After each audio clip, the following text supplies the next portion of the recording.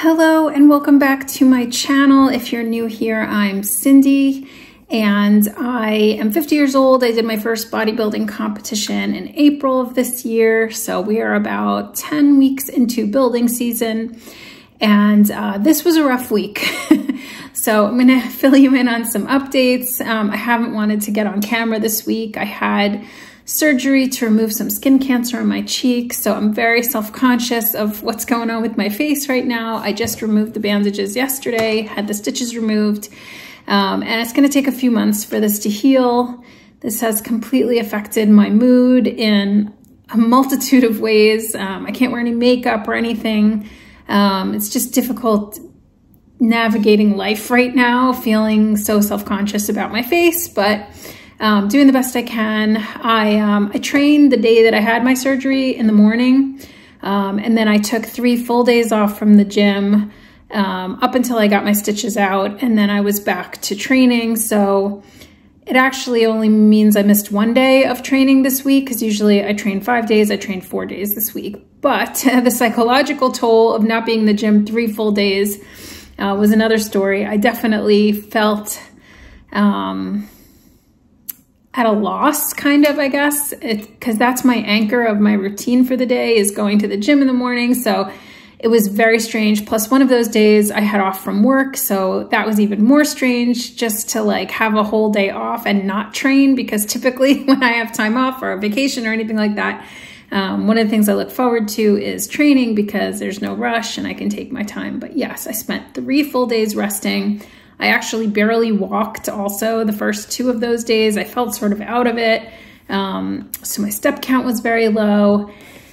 And then this was also a strange week for me, because I've said on here before that I've been on HRT for 4.5, almost 5 years, but only testosterone and progesterone. So I was still cycling. I had my last period the beginning of January of this year. So it's been, more than 6 months without a period. And my last labs showed that my estradiol was bottomed out, basically didn't even register, whereas I had been estrogen dominant my whole life. Suddenly I had no estrogen, so I went to see my gynecologist, and I have now added in estradiol to my HRT. And I'll tell you what I've noticed since I added in the estradiol. So my sleep has improved. I've always had a very difficult time sleeping through the night. I'm definitely sleeping better. And I'm not having the night sweats that I was having for most of my prep. And then the last few months, definitely been suffering with kind of like night sweats and getting hot at night. So that's gone away.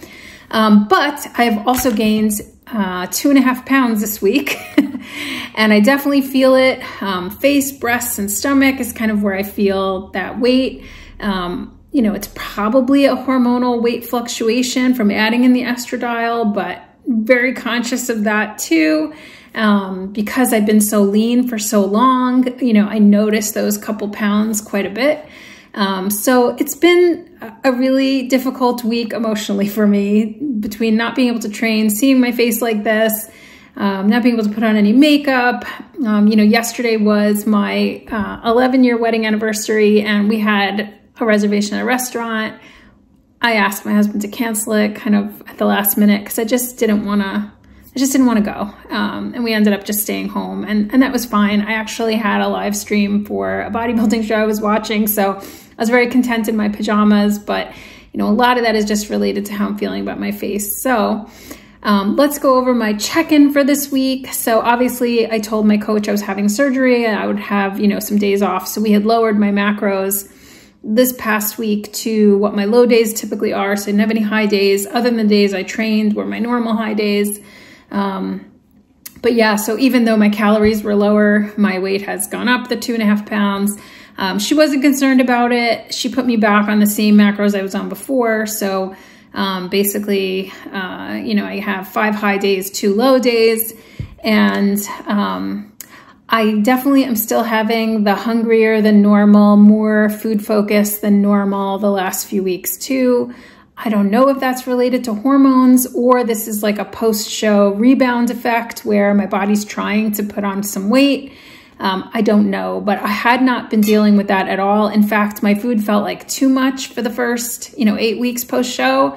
And now the last couple weeks feels like not enough. So just trying to deal with, the mental side of that and not get too much in my head about it. Recognizing that this too is temporary. Basically with my face, because of the type of surgery that I had, they cut a much larger incision to bring the skin together, and that creates kind of this, swollen look. And that will be for a couple of months until the internal stitches dissolve, and then I can start to massage down the bump and kind of put some scar cream on and try to, have it look more normal. So I have a bit of a road ahead of me for me to feel, like, I can go out in public and I feel fine about it, and I don't think people are staring at my face. So yeah, in my head about a lot of stuff right now.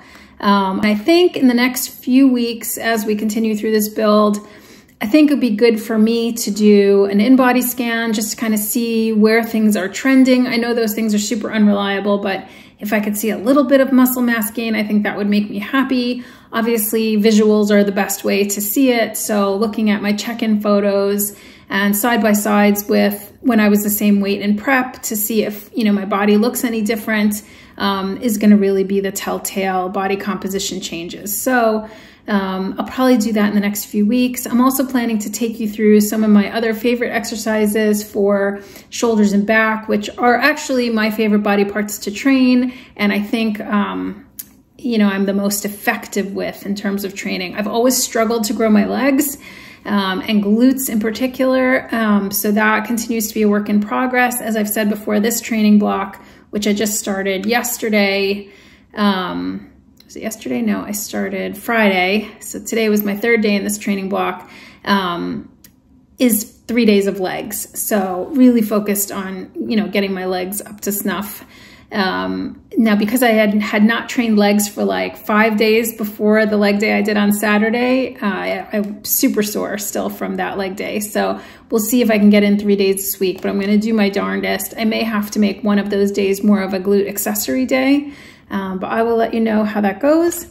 And if there's anything else that you want me to talk about with this build, it's definitely a roller coaster being on a build. And thankfully, I'm following a couple of people on Instagram that are in a similar, stage trying to go through a build phase. And it's definitely like some days I feel great and some days I feel like crap, like what am I doing? Because it's hard to see, like when you're in a prep and you're seeing your weight go down, you kind of know what the objective is and you can visually get that, gratification. Okay, weight's going down, the visual's looking leaner, more definition, more lines.